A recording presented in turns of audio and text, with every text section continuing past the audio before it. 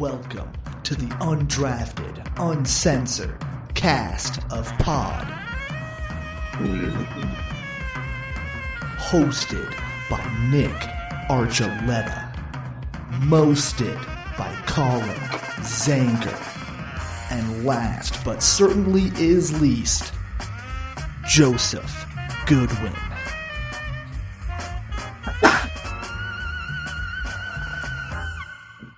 Bless you. Welcome into the Undrafted Uncensored, a part of the E5280 Sports Network, where we love fans more frustrated than us, and Steelers fans are the best fans right now. Bless me. Did you not? I know all about the Steelers fans. Yeah, I mean, Nick, you'd probably be really happy being a Steelers fan right now. I mean, that team always has a winning record. You know, they can never make it to the Super Bowl, but they're always drafting in the middle of the first round because they just make the playoffs consistently. Yeah, it's your kind of team, Nick. It's Nick's perfect life. I hate you both. I don't know what you mean by frustrated. That's like your happy place. That should be perfect. Just perennial 8-8. 9-7, 9-8. Yeah, whatever. I don't care. Hey, they were doing fine when they were winning Super Bowls. The Broncos. Not the Broncos. I was like, the Steelers have won Super Bowl in the last 25 years. Early odds? No, they got two. Didn't they got Big Ben got one. Seahawks won from 2005 when they beat us in the championship game, and then they got the Kurt Warner, Santonio Holmes didn't touchdown. That's right. Two. Yeah, 2009, 2006, and 2009. Yeah. There it is. I was Right. I was thinking just the Jerome Bettis one. That's the one I forgot about, the Arizona Cardinals Kurt Warner. Forgot about the Santonio Holmes. Yep. But either way, every year drafting in the middle. It's the best. 2009, a bunch of mediocrity. And they're just you draft a lot of puffs, road too. of sadness for a long time too, with that horrible offensive coordinator that's just been bad, and he's been there for like 3 years. Like, it's not like he's new. And they're still not very good because they never drafted offensive linemen. Trubisky is their quarterback. Well, no, they had Kenny Pickett all year too, and for a couple of weeks without Canada, it still didn't look that great. Their O-line is really bad. Like, the amount of Steelers fans that I saw get like livid when they drafted Najee Harris over an offensive lineman because they had nobody to block. I think it was Roethlisberger's last year, maybe. They just refuse and or fail to address the O-line. And, we saw that here for, the last 6-7 years. And finally, they're starting to at least do one thing right. They still can't pass block, but. Well, yeah, I mean, they got rid of Canada. They did the game after they got rid of Matt Canada. They did go for 450 plus yards. Yeah, that's more than Canada ever got. So that's and they reverted back to whatever on Thursday night against New England. Patriots. Hey, I just love. Did you guys? So everybody understands. I posted a couple tweets. One was I didn't understand how the Steelers could be 7-5 with the offense that was that terrible. But at the end of the game, there's just about 2 minutes left. 4th and 2 for the Steelers. And this is how frustrated these fans are. And I loved it because it made me laugh. I had to rewind it and watch it a couple times. Trubisky is in the gun with 4th and 2, drops back, hurls it up, incomplete. And you heard as he dropped back and started to throw, the entire stadium went, oh. I was dying of laughter. That was the best thing I heard in so long.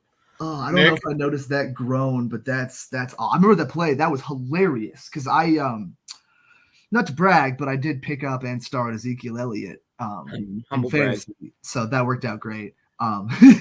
But that was just nuts. 4th and 2, and it's like, wait, didn't they fire the moron offensive coordinator? Like, what the fuck? I mean, just at least throw a slant, like something quick. I mean, if you're not going to believe in the run, but I don't know, Najee Harris could probably you got 2 minute warning yards. Still.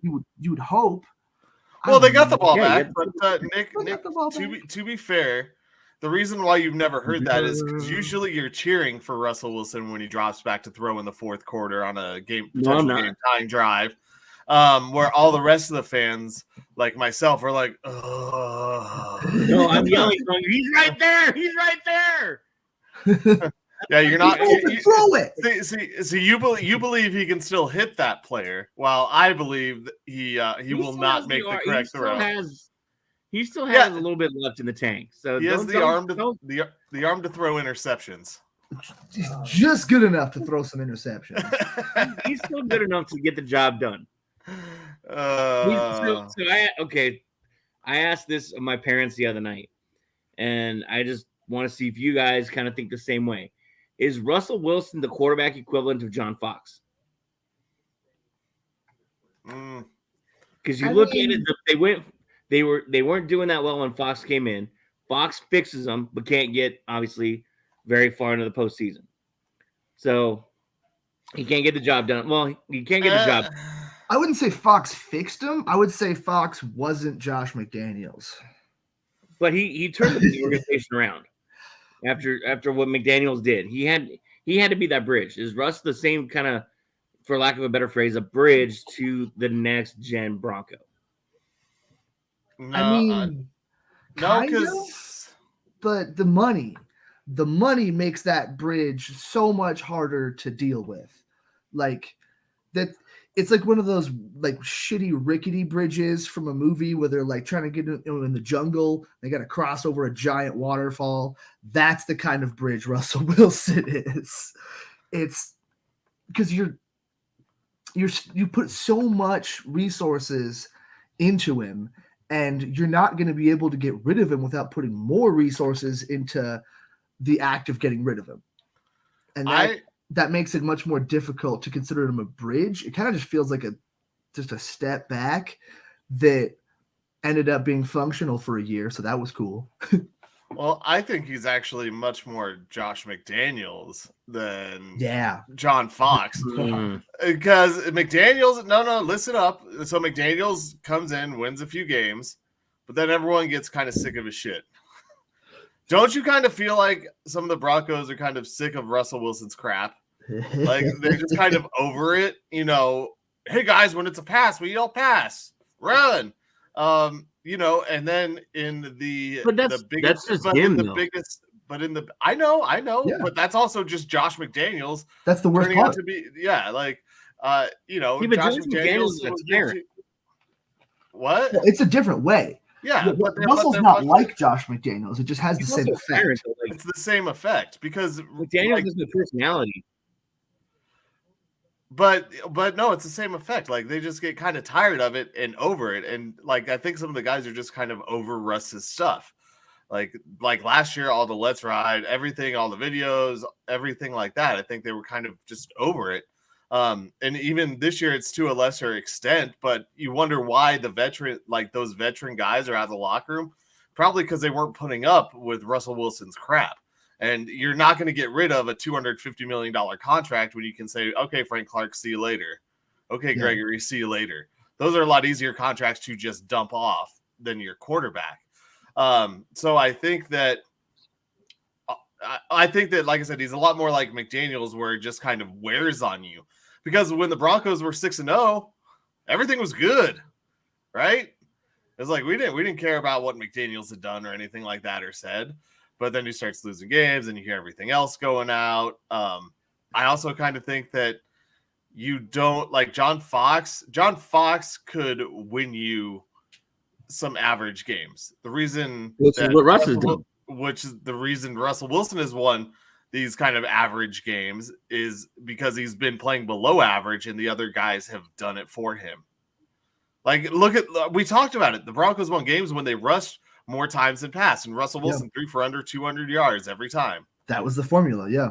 It wasn't Russ winning the games. So I kind of think he's more McDaniels-like than he is Fox-like.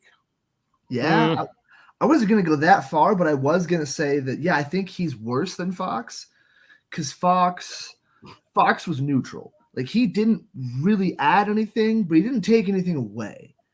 Because that team already had talent. You saw them go 5-0 with Josh McDaniels, or 6-0. It was 6-0 with Josh McDaniels.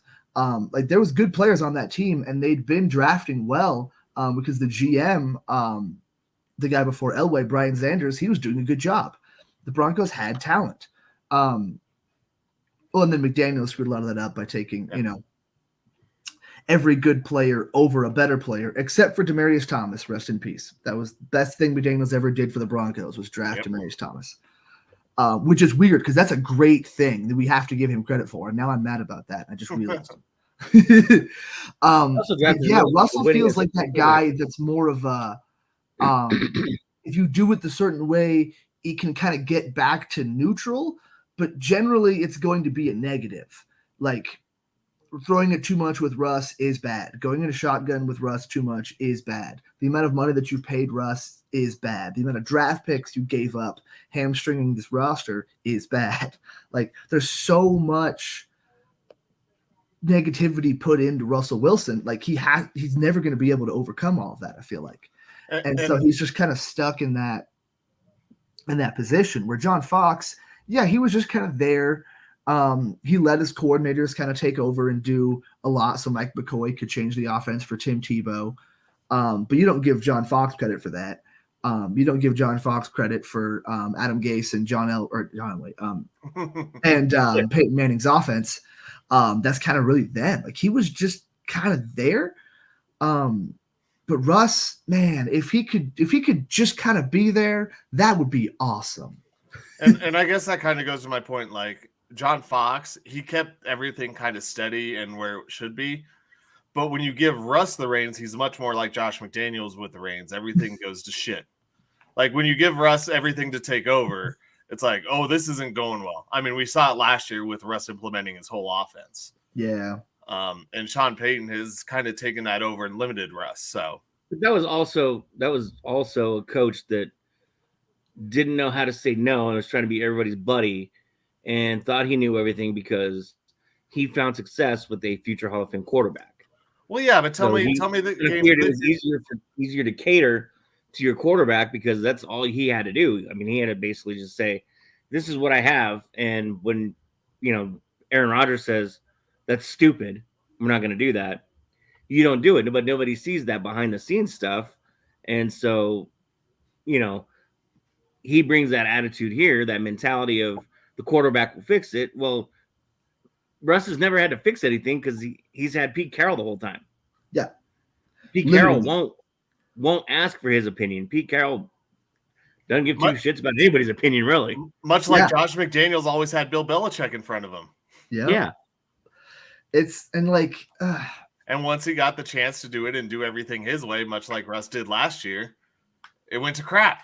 Yeah. And at the end of the day, you can say Hackett was the coach that let it happen, but the ideas were still Russ.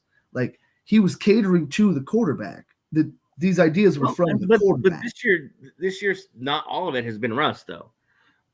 They started that 5-0 run.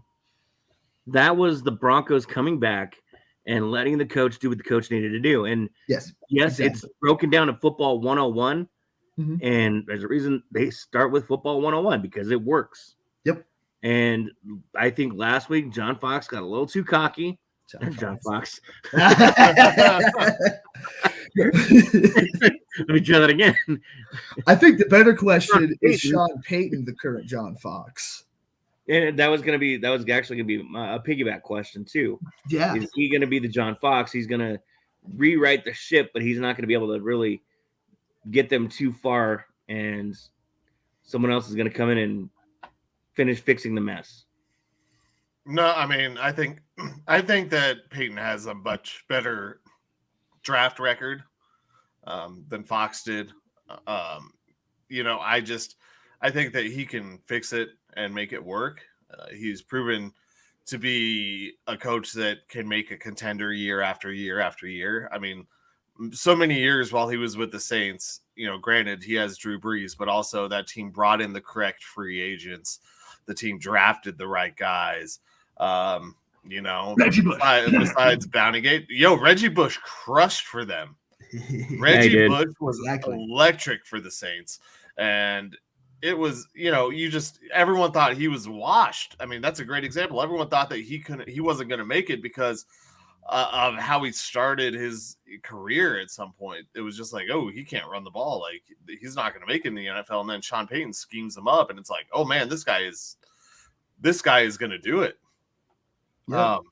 And they always had multiple backs too. That was when they had, he's like, no, we have Deuce McAllister. We don't need Reggie Bush. We just also now have Reggie Bush. Yeah. So to go back to your comment real quick, Colin, about John Fox's drafting, under his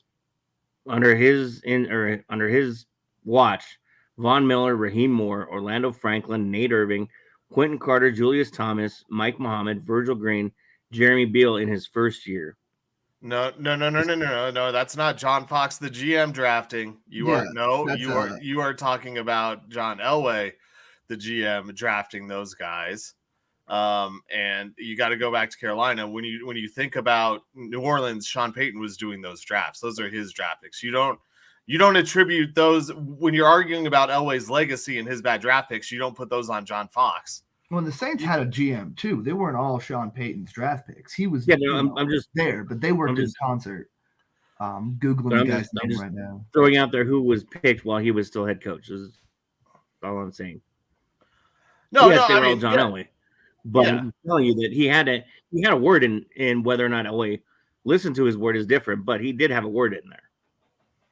And then he got Derek Wolfe, Brock Osweiler, Ronnie Hillman, Omar Bolden, Philip Blake, Malik Jackson, and Danny Trevathan. Yeah, those were all pretty bad Elway drafts.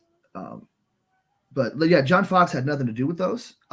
He just, because he's not going to be able to tell Elway, no.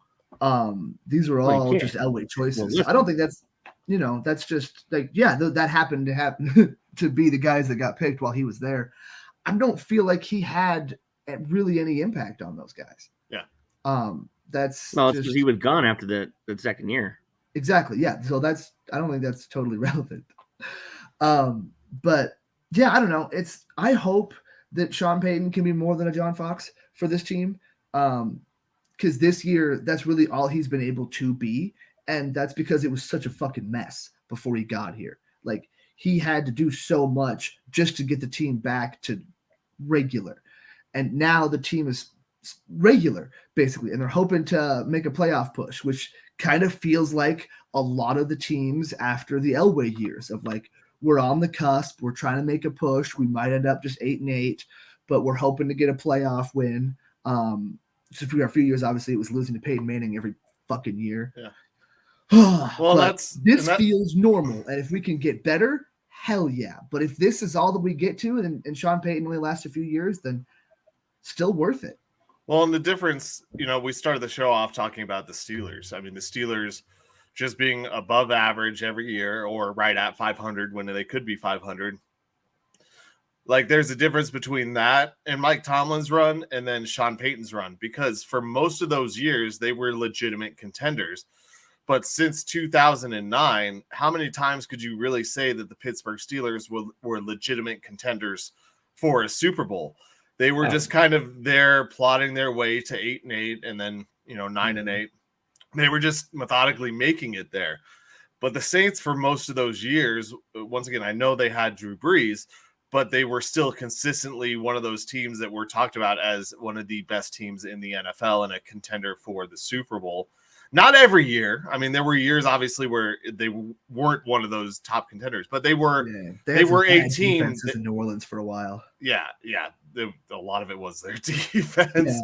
Dude, the amount of times that Drew Brees broke the 5,000-yard original, like Dan Marino unbreakable passing record to just like not even have a winning season. It was. Yeah, I mean, it was tough, but they were, for the most part, in New Orleans, a contender. And you also got to remember that division at that time also had Matt Ryan, who went to a Super Bowl.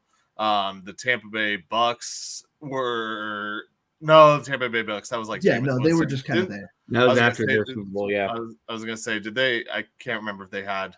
They were like 1 or 2 year run, but they had a bunch of Josh Freeman. Yeah. Fucking young Jameis Winston. They were the worst team in the league to get Jameis Winston because he was the number 1 overall pick. What a sad draft too. Jameis Winston, Marcus Mariota, top 2 picks. Yeah, didn't quite work out. But you had you've had more consistency with championship caliber teams with Sean Payton than you have with John Fox. John Fox. Yeah, I was looking at his record with Carolina. 7-9, 11-5, 7-9, 11-5, 8-8, 7-9, 12-4, 8-8, 2-14. So and then he became the Broncos coach. Every other year doesn't make the playoffs, loses the Super Bowl, doesn't make the playoffs, loses in the Super Bowl, or loses the NFC Championship, excuse me. Yep. Misses playoffs, misses had playoffs. The resurgence of Jake Delhomme, Steve Smith. That was a really good Panthers team. And then the Cardinals, that was a really good championship game too. I remember that one when I was a kid. Loses in the NFC Championship in 2008. Doesn't make playoffs. The very next year goes to Denver, loses the AFC Divisional, loses Super Bowl, loses the AFC Divisional. And then he went to the Bears, and we all know how the Bears are. Yeah. That's right. I forgot he went to the Bears. I was wondering, like, comparing Russ to John Fox, whereas he's brought in to right the ship, I guess, but not really be the guy. So I don't know. It was just a thought that came to me the other day, and I wanted to get your guys' opinion on it because it was just kind of one of those things where you start seeing old videos and things like that, and you're just like, I wonder. I mean, in some ways, I could see what you're saying. I just think that it's, like I said, I think when Russ gets control, it more burns it down when he has too much input. Because you need, you know, and maybe he's a lot like Hackett. He needs Sky Daddy telling him what to do. Yeah, exactly. But I mean, I guess too, that's why Elway was kind of there for John Fox as well. So maybe Peyton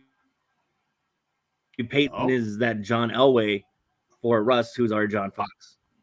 Except I'm sure Peyton will probably make better decisions. Yeah, I think Russ is worse than our John Fox. All right, well, let's get to the real reason we started talking football anyway. Let's look at Sunday before we get dragged into this rabbit hole any further. Broncos Chargers on Sunday from SoFi. The Broncos have yet to have any sort of victory in SoFi Stadium. Colin, what do the Broncos need to break this wonderful curse? Well, a win. I mean, it's been proven over the last few weeks that the Broncos need 3 turnovers in a game to win. That's kind of the minimum. So they need to turn the ball over. They need to stop. I don't know if it's going to be Austin Eckler, honestly, because it sounds a lot more like not Kelly. Is it Josh Kelly? Yeah, Josh Kelly. It sounds a lot more like Josh Kelly is going to get a lot of the runs for a lot of the runs. He's gonna get the Lamar Jackson treatment. He's gonna get a lot more run this time around than Austin Eckler, who looks like he has lost a step. I don't know if it was the holdout. I don't know what all it was, but Austin Eckler isn't the same as he was before. So going into that, I think you got to get the turnovers. You got to find a way to stop the offense with Herbert, who could have. I mean, Quentin Johnson is an athletic rookie, but they could have Josh Palmer back at wide receiver this week, who was a big loss to that team. That is a possibility, but Surtain. So I'm trying to find the exact number for Surtain in the slot right now. But what I will say is that for Keenan Allen, he plays like 55% of the time in the slot. And Patrick Surtain does not shadow or cover in the slot much. Nope. And so that means that McMillan, who is shorter, or Moreau are going to have to cover Keenan Allen. I don't know why I can't find the slot percentage right here. But I'll look at another one. So I'll find Surtain's numbers in a second. So Keenan Allen is the key. It's stopping Keenan Allen, stopping that offense from going, because this could easily be a dink and dunk type of chance, and then boom, Keenan Allen gets free, much like Jamar Chase the other night.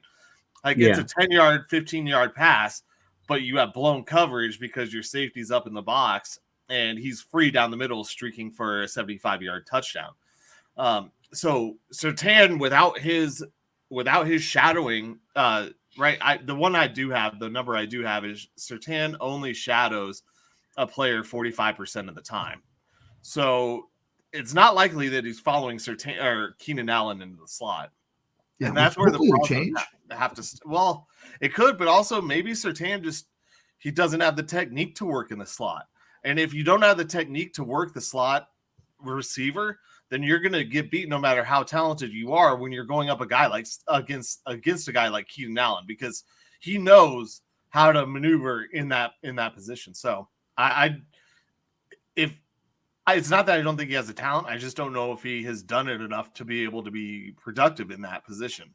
Experience, yeah. And that's just not what he does. Yeah. So that's not what they've ever really asked him to do. That is worrying for sure. Because, you're looking at Jaquan McMillan or Damari Mathis as your potential nickel corner, because you've had Fabian Moreau as your outside guy. But I don't know, man. Do you move one of them inside?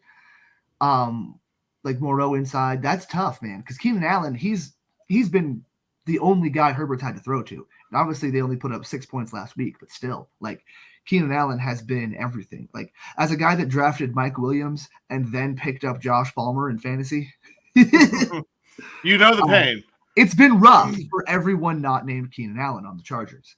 So that's really going to be the kicker. I think you're totally right. It's being able to stop Keenan Allen, because Austin Eckler, I think the injury that he sustained earlier in the year too is maybe just not quite fixed.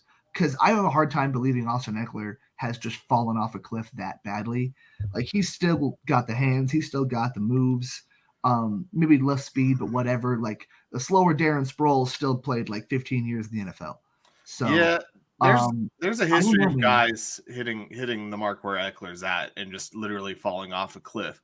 I mean, that's true. There are a lot more that like Derrick Henry. You could give examples of guys who haven't, but I could give you example after example of superstar running backs who just hit that age and then fall off. I mean, Sean Alexander. That's true. I'm thinking more of the style, the small, quick receiving back type guy. Those guys usually last and play a while. Danny Woodhead. That's kind of more what I'm thinking of. Not less so the fact that he's just a running back and a good running back. Just his style should lend to more longevity, more efficient, effectiveness in the league. And it's weird that they haven't been able to do much more with it, but I got a miracle win last week because of it. So I'm good with it. And Colin's hoping for a miracle win this week versus the same guy. I was actually going to say that, you mentioned those guys, but most of those guys weren't used like Austin Eckler has been. Danny Woodhead, Darren Sproles, they've had him. He's been a great in between the tackles back, popping it out. So he gets more carries. You're right. Like, Philip Lindsay.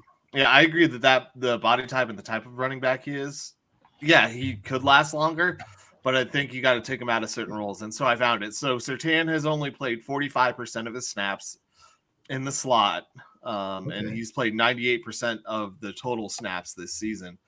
But 45% of those snaps in the slot, 45.1, and his shadow rate is 45.5. So you know what? Under half of the time he's been in the slot, and if you think about it, going with that with the shadow rate, it looks to be like the only time he's gone in the slot is when he's shadowed someone.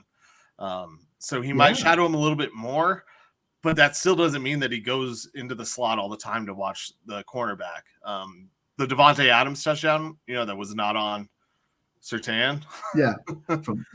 That's honestly though 45%. That's kind of high in terms of like capability and experience. Like, I think if he's been doing it that much this year, he should be able to up it to 65-75%, or just basically just shadow Keenan Allen the whole game, because that's enough experience. I feel like over the course of his career, especially just over this year, like that's pretty good. He can do it 45% of the time. Well, you say that, that's a decent bit. That's almost half of the time he's able to do that. So I think increasing that is totally doable and possible. But we're talking about Vance Joseph here.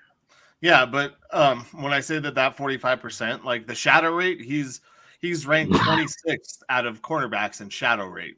Yeah, So I believe 26 other or 25 other cornerbacks shadow more than Patrick Surtain. Yeah. So yeah, I mean it feels like a lot, but it really isn't when you think about 25 other guys doing it more often than him. There are 25 better cornerbacks. Oh, go ahead. No. There's also the aspect, the running aspect too. Neither team is good at stopping the run. Yeah. As I would give the Broncos the edge. They have very solid middle linebackers. Neither team is good at giving up the run or stopping the run. They're like 28th and 31st in allowing in rush yardage. Yeah, but those the Broncos stats are including the 70-point debacle, so they're a little bit. They're a lot of bit inflated. But I think if you look at just the recent set of games, they'll have a much better ranking against the run, but still not great. But I mean, the Chargers too. Their last three wins have also been against Zach Wilson. Who were they? I just had it pulled up. Damn it. The Patriots, Bailey Zappi, Mac Jones, Zappi, and Tyson Bagent. Tyson Bagent. Those have been the last three Chargers wins. So that shows you the quality of teams that they're able to beat for now. Which I think kind of bodes in favor of the Broncos too, because Russ is smart enough to look around other than those three quarterbacks and actually find some targets, even if it is a dink and dunk kind of game again, which plays into the hand of how Peyton's been running his offense until last week. Yeah. I think that's a good thing. That bodes well for that defense, because even though, yes, it is Justin Herbert, I think they are going to be able to find a way to control that offense. So I just pulled it up. In the last three games, the Broncos are 18th in rushing. That's a lot more fair. So allowing an average of 123.7. Once again, this is the last three.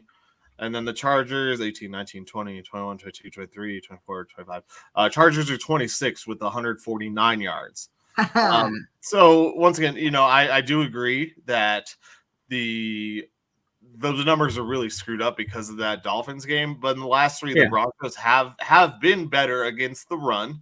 And at home, they're much better against the run, allowing 128.3, but on the road, that's 179.6. Once again, that includes that Miami game. But still, you're allowing 50 more yards per game on the road on average. And some of the, we all know that some of these games, they have not all been at home. So those numbers do play into that. Wait, but what? Yeah, I'm surprised. That's crazy. So the last three games, Broncos are better at 123. I think if you would have said 2 years ago that we would hold Austin Eckler and the Chargers to under 123 rushing yards, you would take that every day. But I think now this Broncos team, you need to hold them under 100 yards for a chance of a win, because the Broncos are also going to try and run out the clock. And no matter what Eckler looks like, I still feel like the Chargers are more efficient on the ground. And they've got a little guy named Khalil Mack on the defensive side, too, that is only leading the NFL in sacks. Just a little guy. He worries me. And, I mean, this is going to be – I mean, what's his name from the Browns got hurt during the game. Myles Garrett. That kind of took his level. Yes, thank you, Garrett. But, I mean – so put a bounty on Khalil Mack. All in all, they were still able to keep him relatively under control. So the line either stepped up until he got hurt, or he'd been hurt way more than we were led to believe. And I don't see him playing a whole game that injured. So it shows you the line is able to step up their game a little bit. Is Bosa still out? I believe so.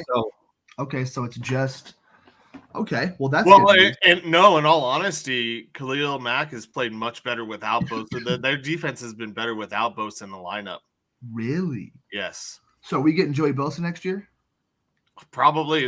I was going to say there's actually going to be there might be another Von Miller, Chandler Jones, and Randy Gregory type of rushing linebacker free agent class this year. Oh man, God. That's. I mean, yeah, because and the best one was Hassan Reddick. But yeah, so this is gonna be a fun game though for sure. But like I said, that dink and dunk thing, I think that's a good thing for the Broncos. I think the Broncos being forced to play a more conservative, quick pass kind of game is better because I don't know. It seems like when they had a chance to get away from that, they did, and it cost them the game against the Texans. They couldn't, consistently move the ball, and then at the end of the game, obviously, we harked about it on the last pod. So just constantly Russ getting rushed a little bit more often and having to dump it off quickly and kind of forcing the team to be a little bit more efficient and take those field goals and stuff, I think really does work in the Broncos' favor. And we're kind of hoping for something like that. If Russ can avoid getting sacked a whole bunch of times, knock on wood. The defense just has to be able to hold Keenan Allen down because their running game has been bad. So they're hoping that Josh Kelly can add a spark or a combo of him and Eckler can figure it out maybe. But that's the one thing that worries me on defense is Keenan Allen going off and us just not being able to stop him. So Joey Bosa was placed on IR in week 11, so he's still got one more week off. Okay. Thank you. But looking at the injury report, so Palmer also is not. He's listed as out for this game. So okay, good news for us. They are not. Yeah, they are not getting him back. So it really is the Keenan Allen show, and possibly Josh Kelly and my guy Quentin Johnston. Yeah. Samaje Perine did not practice on Friday. Everyone else for the Broncos looks healthy. That's not great. His list is questionable. Because he's a nice little spell to Javon. Although that means more reps for Jaleel McLaughlin. So potential touchdowns. So maybe that works out. Hopefully McLaughlin can pass block a little bit. That's all I'm hoping for. All right. Well, let's get to it. Are we going to victory formation with this, or can I ask for predictions? No, you guys begged and pleaded for it to be in the victory formation. You don't remember. Well, that was Nick. That was Joe. No, I literally said let's pick it every time because I think it's fun to just pick the game. And we'll just have that part be done in the victory formation. All right. Well, we'll then move on to college football playoffs. So CFP. It's better to be known than good, I guess, if you're Alabama. Well, it's better to be in the SEC. Yeah. Than the ACC. How do we feel about this tournament? And if Alabama wins the whole thing, is it a clean win? I mean, yeah, because they'll have won the whole thing, but it's still going to feel scummy that they got in there. Like, I don't know. It just sucks. It's such a fucking popularity contest. And all the reasons that they would have kept a team like FSU out with a record like Alabama's, keep Alabama in with the lower record. And it's like, but if we're just looking at it from a football standpoint, we got two really good games coming up with these four teams. So that at least that's what they wanted. They're trying to get the best games. And we have some really good ones. So that's going to be really cool. And yeah, Alabama will have had to have beat two out of the four best teams in college football, being one of them. So that still makes it a clean win. I feel like it just feels bad that they got there, and it just kind of furthers the point that rule is fucked up, and that the 12-team playoff, while maybe being too many teams, is just necessary because we need to get everybody there. FSU deserved a shot, even without their starting quarterback. They deserve to go down like men in the playoffs fighting, 50-0 against whoever it's Alabama, Michigan, right? Yeah, Alabama, And then Michigan, Washington, Texas. Texas, Washington. Yeah. Okay. Yeah. That's going to be awesome. I'm super stoked. Yeah, I mean, they should be better games, like you said. And don't forget, Florida State's also not only down their starting quarterback, but their backup quarterback. They're on their third. Yeah, they're on their third stringer. So, wow. But I love that in playoffs. Like, that's one of the coolest things when those guys get a chance to go. So that makes the hipster in me really sad. I mean, you can see. I mean, it'd be like old man Stetson Bennett, 10-year freshman, going and winning a championship with Georgia. But what I'm saying, if Alabama wins it, the script writers had that one in there. Everyone talks about scripts for the NFL. Talk about a script for college football, right? Alabama going and winning it would much be very, very like the script writers to do it. The team that no one thought should be there ends up winning it all. Did they get it right? No. In theory, but did they get it right as far as the competition? Yeah. The competition is going. These are the best games that you probably could have hoped for, because Florida State against any of these teams, their win over Louisville in the championship game was like a 13-6 win or something. It was bad, and it wasn't good football. I mean, that would have been your bad loss watch, Joe. If we that would have been the best. It was an ugly game. They could. I would have had so many like warrior metaphors. The 300 Spartans, and just like how honorable it is, and then just try to avoid actually saying the score the whole time. Yeah, they could barely put up points on Louisville. So, did they get it right for the games that should be played and probably the best teams right now? Yeah, I do believe they did. It sucks for Florida State, but you know what? Like, these things happen, and they happen all the time. We see in the NCAA tournament in basketball where a team is really good, but they lose a guy and their seed drops down dramatically for March Madness because they lose one of their best players, or they don't even get in to the tournament because of that. And that's with 68, whatever. We see it in college basketball, but it isn't as microcosmed as it is with the college football because it's only 4 teams. Sure, there's talk and there's debate about those guys in basketball, but it's really not as much because you're like, well, there's a reason why they didn't get in. And the reason why Florida State didn't get in is they lost their best guys. They had not that they had no chance, but their chances were about as good as me turning $10 into 2,000. It feels like. I don't know. I've seen your bet slips, dude. I'm a little concerned. Recently, I'm good. What are you talking about? I know. That's why I'm concerned. I'm hot, baby. I'm hot. No. Hot. Yeah, you better take okay, maybe I should have said the odds are about as good as Calvin Ridley getting into the end zone when I bet on him. Those were Florida State chances. So that's rough. I'm sorry, buddy. Also, Colin has Calvin Ridley in fantasy too. Well, I do. He's on the bench. Woodford, yeah.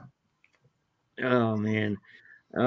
Wait, you don't trust CJ Beathard? Okay, let's throw to Calvin Ridley? Nope. Give me Devontae Adams and DJ Moore. Yeah, that's better. I mean, good thing too. The Falcons made a bowl game. I know most people won't care. Atlanta? Yes.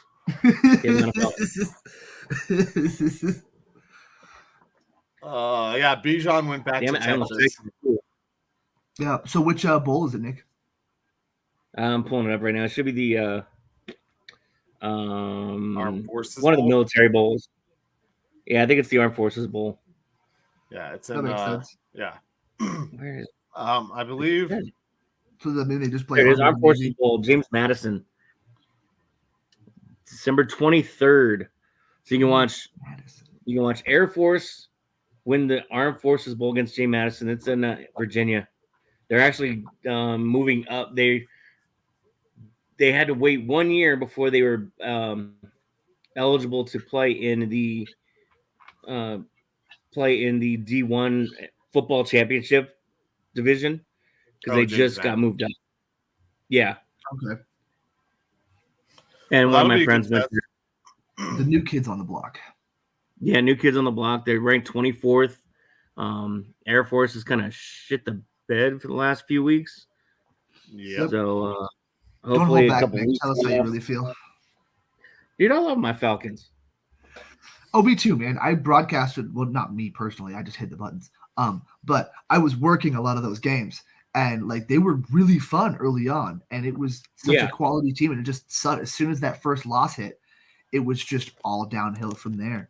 That was the game against Army, right? In the yeah. I just still call him basketball. Yep. Yeah, I mean, I just love the military schools. They can't go and get kids like the regular colleges. You know, you're stuck with whoever signs up. Yep. And to be that dominant of a football team with a bunch of kids that are signing up to go defend this country, I love it. Absolutely. I'll always root for military. That's coaching, and then we have Army Navy today. Yeah, but they're not as cool. Oh yeah, I'm glad you said that. Yeah, it's not Air Force, so we don't really care. Nope, not at all. Plus, what's Nick doing? Is he doing it? Pretty sure. Man, I gotta make sure something is where it belongs right now. Oh. I don't know what Nick is doing. No, this is for the Commander-in-Chief trophy, isn't it? I thought he was about to Army Navy thing. Yeah. Yeah. Every year it is. Yeah, this is for the Commander-in-Chief.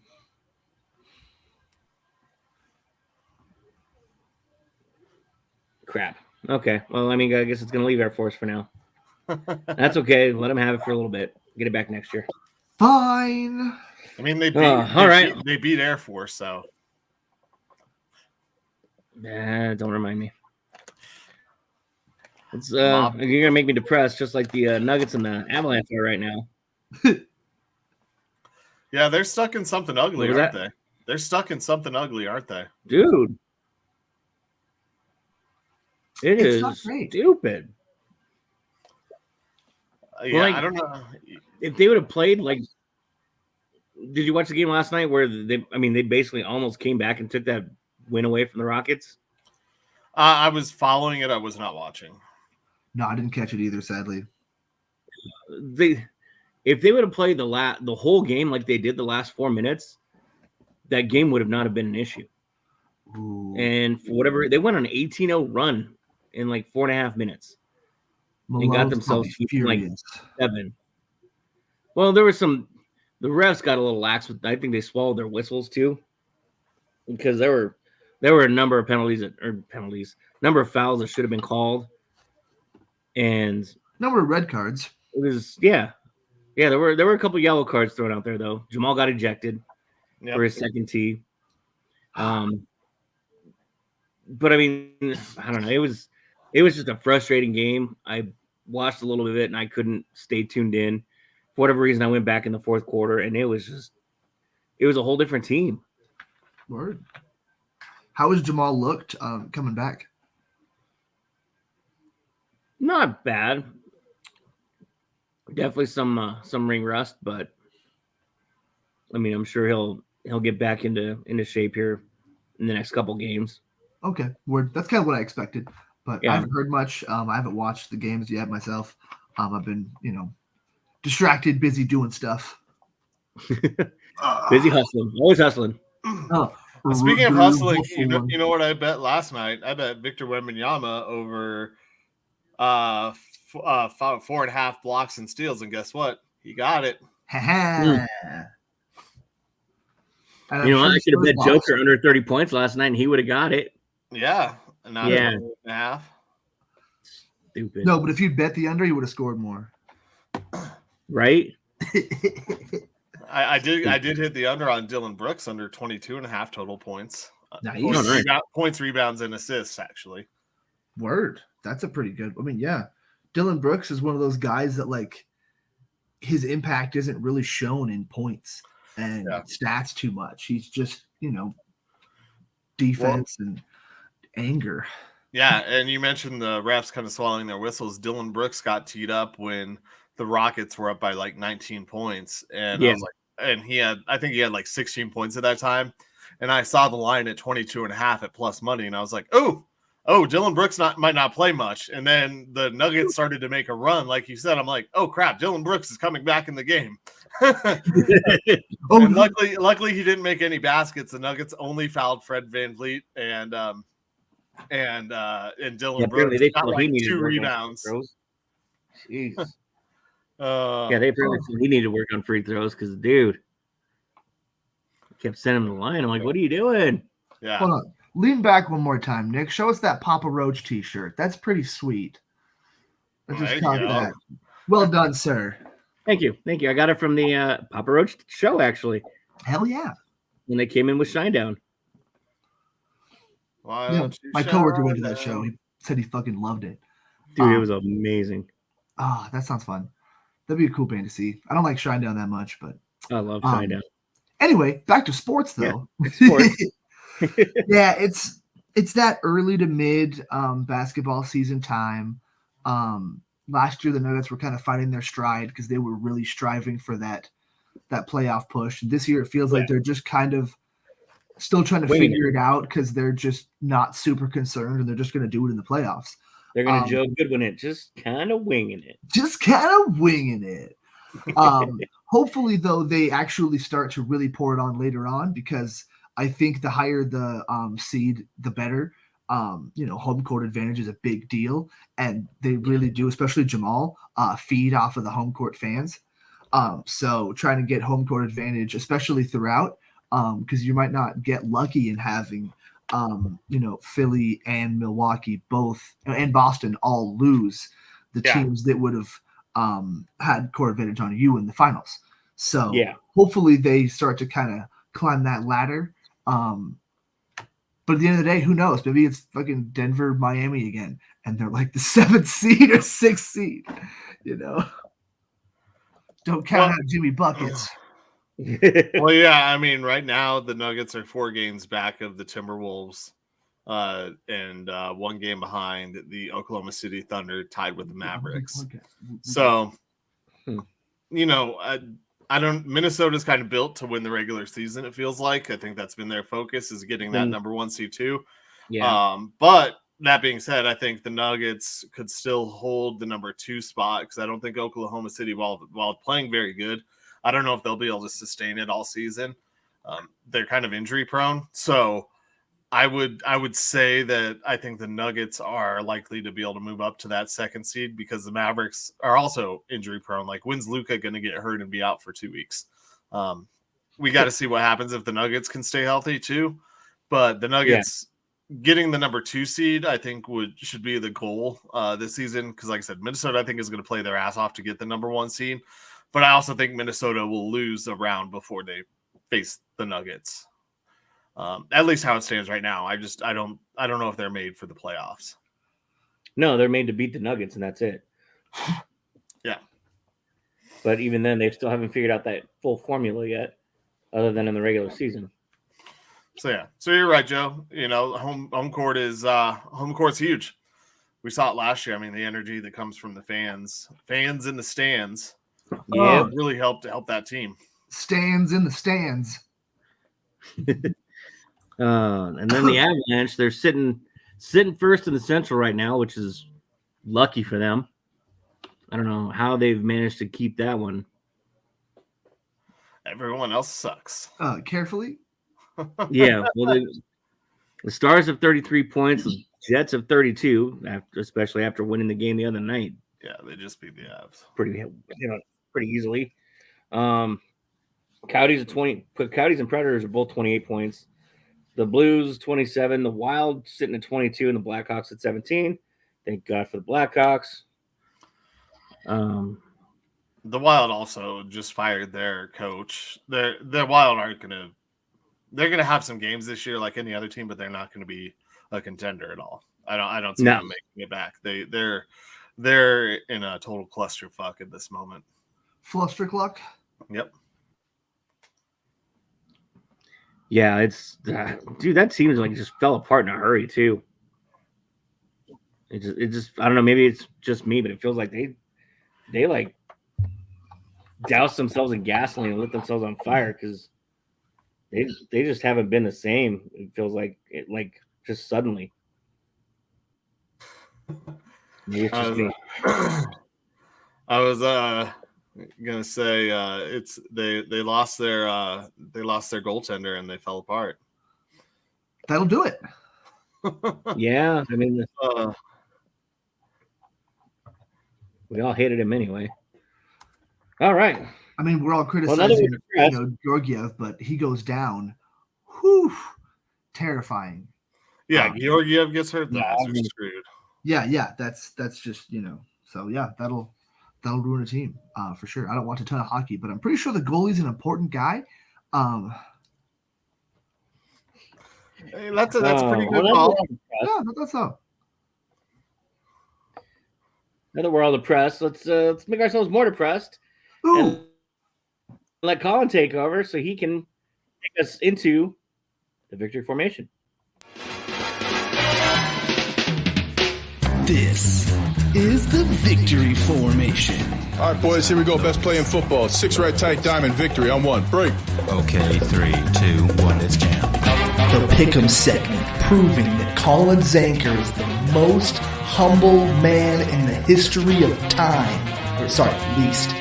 Featuring Nick Archuleta wishing he was somewhere else.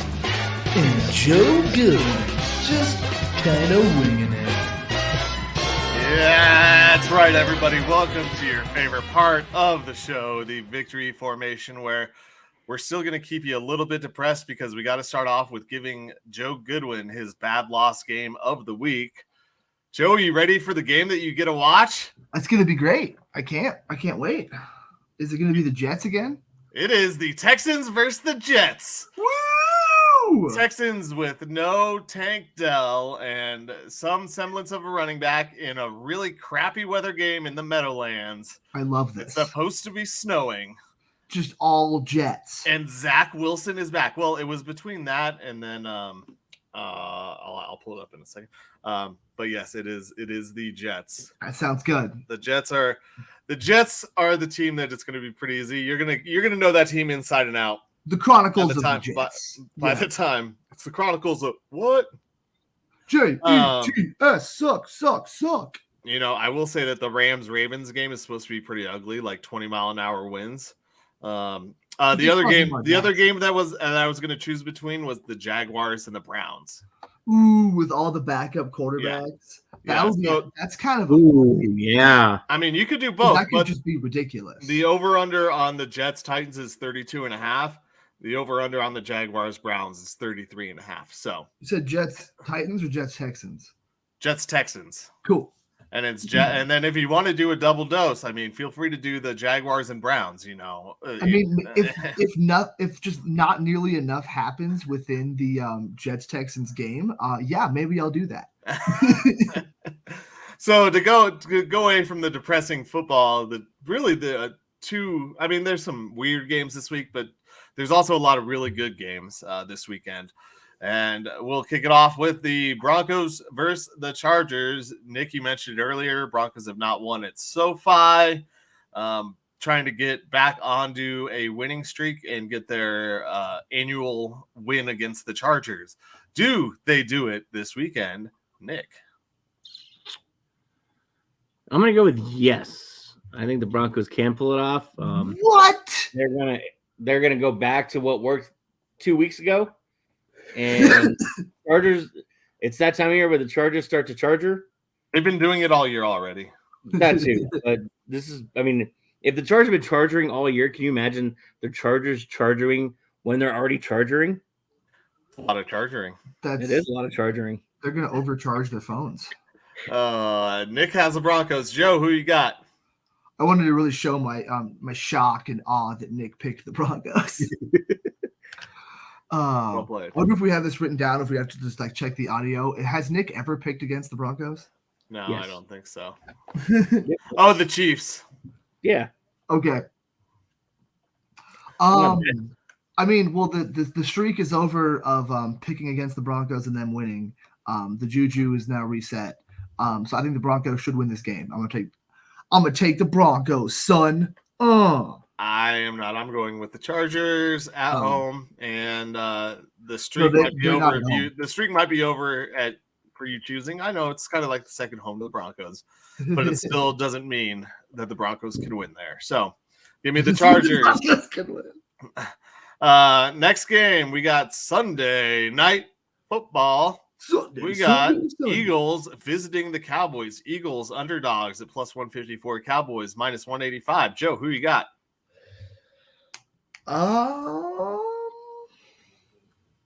Who's on the road again? Eagles. Yeah, I'm gonna take Philly. I'm a little surprised. I mean, their defense, their pass defense especially, is not very good. But I just feel like they'll be able to overcome, and Dak Prescott will throw a pick to anybody. Too bad he can't throw it to Deron Bland. I know, right? But yeah, I'll take Philly. I also have Philly in this game. I just think that last week, while they looked very vanilla, didn't look good against San Francisco. I think they come out and want to show the world that they are the team to beat in the NFC. Nick, who you got? I don't like this because you guys have both picked the Eagles like I was going to. Part of me wants to pick the Cowboys to be different, but I think a lot of this is based on last week. Like you said, Colin, they didn't look good last week.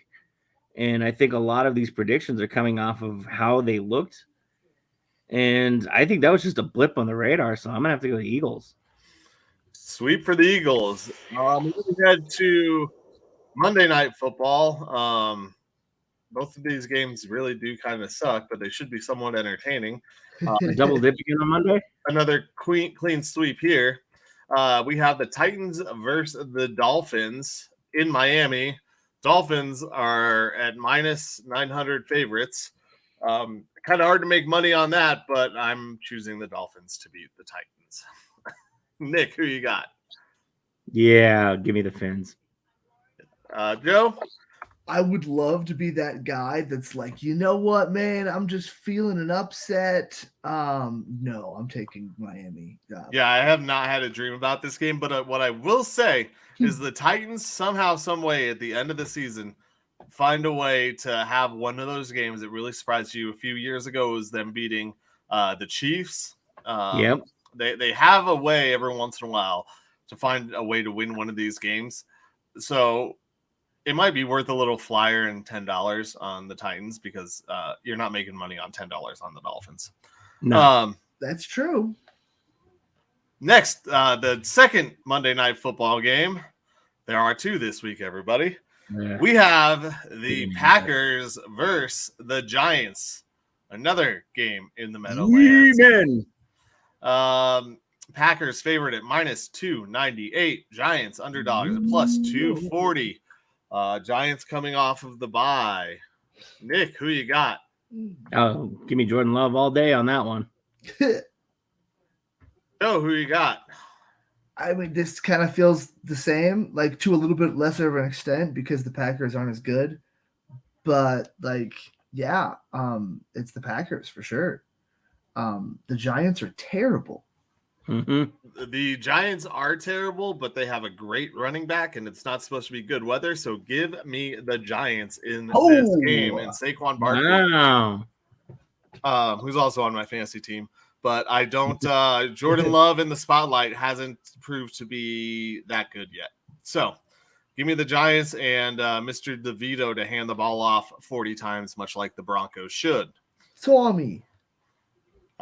We get our last special pick'em because we are doing this early enough on Saturday. Tonight's in-season tournament championship. It is the Pacers underdogs plus 150 versus the Lakers minus 180. You might as well be at home in Las Vegas. Team. Lakers are the favorite. I don't know.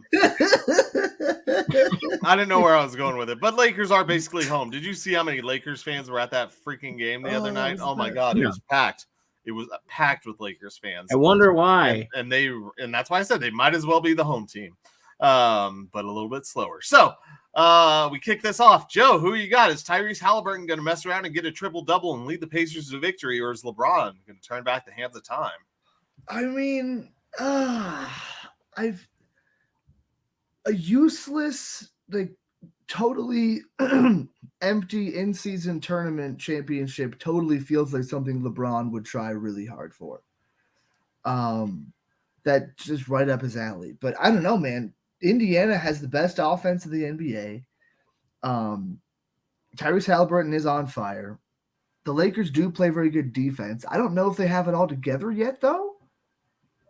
But because they beat the Pelicans. It's not like the Pelicans are world beaters. Yeah, I'm going to take Indiana. All right. Joe, you actually said my exact reason why I'm choosing this game. LeBron, this is totally a game that he would get up for being the first one to win the in-season tournament. He just wants that on his resume. He wants to pad that, saying that no one else can be the first ever. Yeah. So Michael Jordan didn't win an in-season tournament. Nope. There you go. Just another thing. He can always say he was the first. So I am taking the Lakers to beat the Pacers tonight. Nick, who you got? He doesn't want to pick the Lakers, but he's going to. I can tell. I like the way. I like the way the Pacers have been playing. Like Joe, I don't remember. One of you guys said they had the number one offense. Yep. And I picked them last time when they weren't supposed to beat Boston. So I'm going to pick them again because they're not supposed to beat the Lakers. Pacers all the way, baby. Indiana, son. All you cornbread, corn-fed Huskers. Yeah. I do enjoy corn, yes. I don't know. What? Hang on. I think I think of Iowa. No, you keep talking. I might have breaking news. There's still probably corn. There might be breaking news. Shohei Ohtani probably related is my guess. But what I will say is that there is a place in Indiana named Clay City. They're known for their clay and one Mexican restaurant. That doesn't make any sense at all. Yeah, just thought I'd throw that little tidbit out there for you. Thank you. According to this has been Travel with Colin Zanker. Oh, there's lots of travel in my future. Yes. All right. This is official from Instagram. All right. Verified account. Instagram. Shohei Ohtani. To all the fans and everyone involved in the baseball world, I apologize for taking so long to come to a decision. I have decided to choose the Dodgers. Blue Jays. The Dodgers as my next team. First of all, I would like to express my sincere gratitude to everyone involved with the Angels organization and fans who have supported me over the past 6 years, as well as to everyone involved with each team that was part of this negotiation process, especially to the Angels fans who supported me through all the ups and downs. Your guys' support and cheer meant the world to me. The 6 years I spent with the Angels will remain etched in my heart forever. And to all Dodgers fans, I pledge to always do what's best for the team and always continue to give it my all to be the best version of myself until the last day of my playing career. I want to continue to strive forward not only for the Dodgers, but for the baseball world. There are some things that cannot be conveyed in writing, so I would like to talk more about this again later at a later press conference. Thank you very much. And that is, again, a verified Shohei Ohtani Instagram account. As Shohei's Ohtani agent, as I talked about just on Wednesday, we loved everything that was going on with this. And we know Dave Roberts spoke up, but our meeting with Dave Roberts was really great. And so we decided that LA was going to be the best place for Shohei to bring his talents. We all know he loves the West Coast and he wants to bring a championship to the city of LA. Of course, we would have loved to do it in an Angels uniform, but we'll settle for a Dodgers uniform. Thank you from the bottom of my heart as Shohei Ohtani's agent. I appreciate y'all and your patience. Yep. That's it. Yep. I'm pretty sure I also said that he was going to sign with the Dodgers because it's the Dodgers. And come on, of course he's going to go there and try to win a whole bunch of shit and just be the best. It's also for 10 years and $700 million. That's a lot. Yep. That's a lot. Yeah, I think he's going to do all right. I think so. Hey, Nick, I think he'll probably be able to pitch in those 10 years too. So don't you worry about it. Yep. Yeah, you think he will. We'll see. Even if he doesn't. Oh, there we go. So I think the real winner of the victory formation was the Dodgers. The real winner was the Dodgers. Yeah, pretty much. Wow. Well, now the Rockies get to have a sold-out game every time the Dodgers come to town. Yeah, too bad they have less games against the Dodgers. Yeah, too bad they do already anyway. Yeah, that's true. Yeah. All right. Well, pretty good one, fellas. Yankees, Dodgers in the next World Series. I'll see you then, Colin. I don't know. And thank you to everybody over. I was going to say I don't care about a Yankees Dodgers World Series. I don't care about it, but yeah, it's because Yankees got Juan Soto, right? Yeah.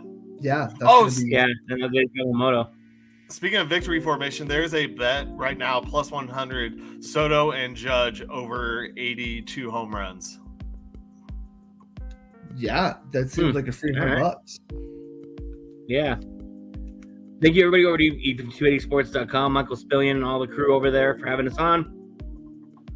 Don't forget to check out their shows as well. Michael will be on tomorrow morning with the Wheelhouse, but make sure you check out all their other shows as well.